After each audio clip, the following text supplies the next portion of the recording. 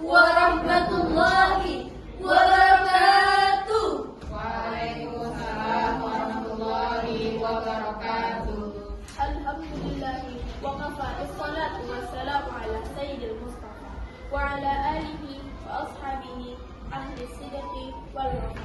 Amma ba'd. Majelis hakim yang arif dan bijaksana, hadirin sebangsa dan setanah air yang kami banggakan, Mustafa Al-Galayani, seorang penjuga Mesir, mengatakan sesungguhnya pada tangan pemudalah urusan umat dan pada kaki-kaki merekalah terdapat kehidupan umat. Ungkapan tersebut memberikan gambaran bahwa generasi muda menjadi tumpuan masa depan dan menjadi pengusung harapan bangsa. Hadirin, pemuda yang diharapkan menjadi penopang kemajuan bangsa, namun kini digiring dengan nilai materialisme yang menjunjung tinggi hedonisme tanpa melibatkan nilai-nilai agama, ditambah lagi dengan kejahatan sosial semakin merajalela. Penggunaan narkoba di kalangan remaja, tawuran di media sosial, bahkan hura-hura pergaulan bebas pun menjadi hal yang biasa. Na'udzubillahi min dzalik. Hadirin rahimakumullah, berbagai perilaku kejahatan tersebut merupakan sebagian potret generasi milenial saat ini. Sungguh memprihatinkan melihat karakter generasi kita jauh dari nilai-nilai Al-Quran. Untuk itu, pada kesempatan yang berbahagia ini, izinkan kami menyampaikan syarahan melalui syair berikut ini. Pergi mengaji membawa Al-Quran, itulah yang diharapkan. Izinkan kami menyampaikan syarahan, semoga hadirin semua jadi terkesan dengan judul Peran Pemuda dalam Menentukan Arah Masa Depan Bangsa. Dengan rujukan firman Allah dalam Al-Quran Surah Al-Kahfi ayat 13 sebagai berikut.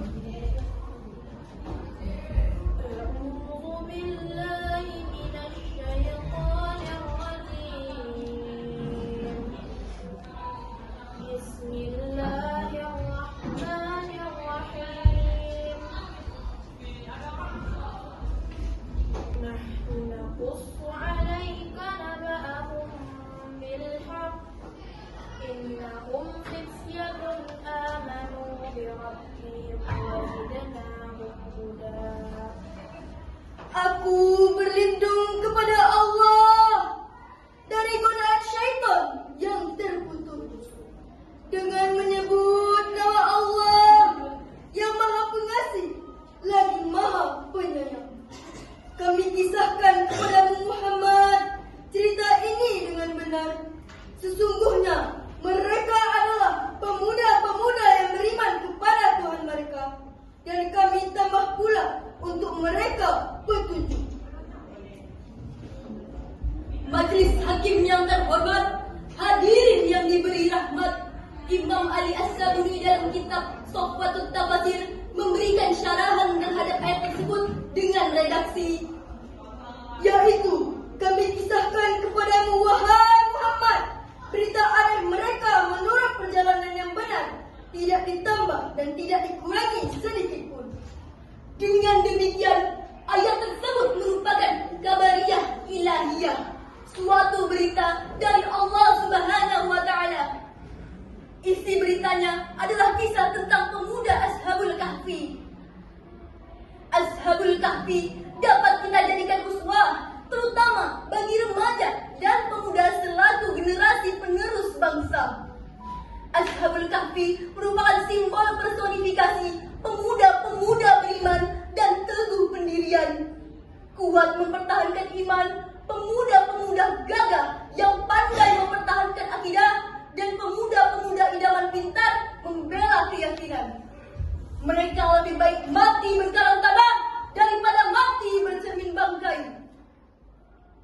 Sebagaimana Dr. Muhammad Sulaiman Al-Asqari dalam Zubdat At-Tafsir min Fathir menjelaskan, "I'malu ma syi'tum," berkerjalah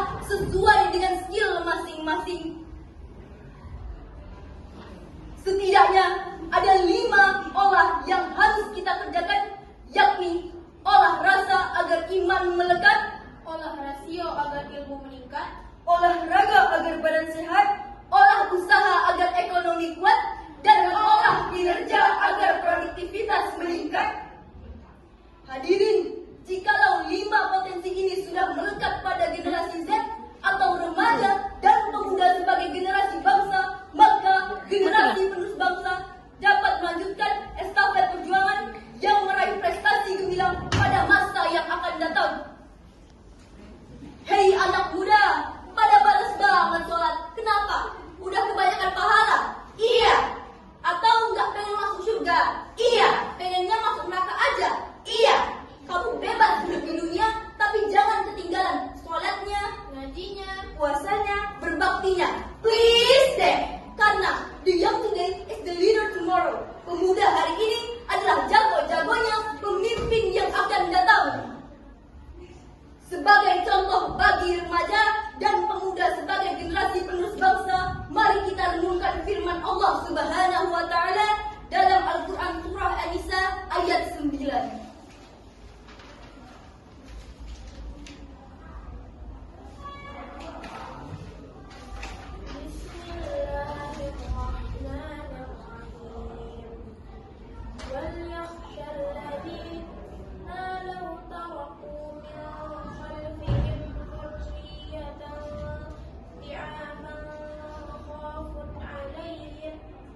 فليتقوا الله وليتقوا قولا شديدا. Dengan menyebut nama Allah yang Maha Pengasih lagi Maha Penyayang, dan hendaklah takut kepada Allah orang-orang yang sekiranya mereka meninggalkan keturunan yang lemah di belakang mereka, yang mereka khawatir terhadap kesejahteraannya.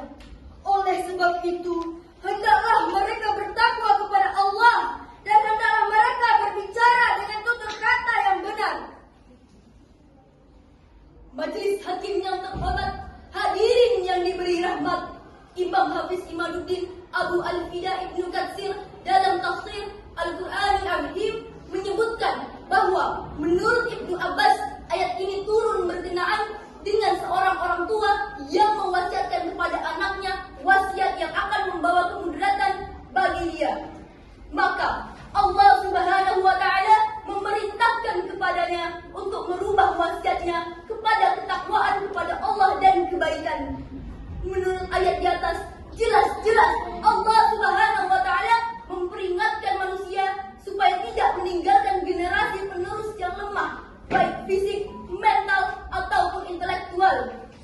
Karena ini biasa menyebabkan kemunduran.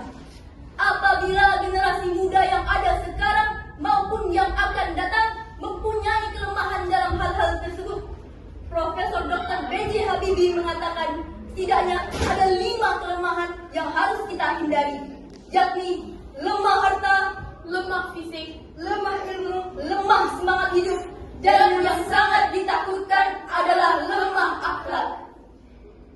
Hadirin, jika kelemahan ini melekat pada generasi remaja dan pemuda kita, saya yakin mereka bukan sebagai pelopor pembangunan, melainkan sebagai virus pembangunan, penghambatan pembangunan, bahkan penghancuran pembangunan.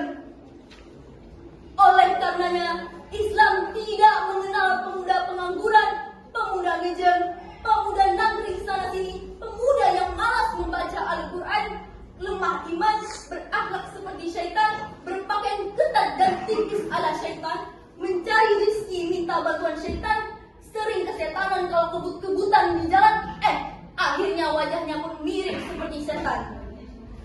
Apakah itu generasi yang bisa diharapkan untuk membangun bangsa negara ini? Tentu tidak, hadirin. Profesor Dr. Quraisy dalam tafsir Al-Misbah menjelaskan Rasulullah adalah teladan yang baik bagi umat manusia. Beliau mengajarkan nilai karakter manusia meliputi akhlak kepada Allah, akhlak kepada sesama manusia, bahkan akhlak kepada alam semesta. Rasulullah Shallallahu Alaihi Wasallam pernah bersabda, akmalul mu'mini na imanan, ahsanuhum khuluqan. Mukmin yang paling sempurna imannya adalah yang paling baik akhlaknya. Hadis riwayat Abu Daud.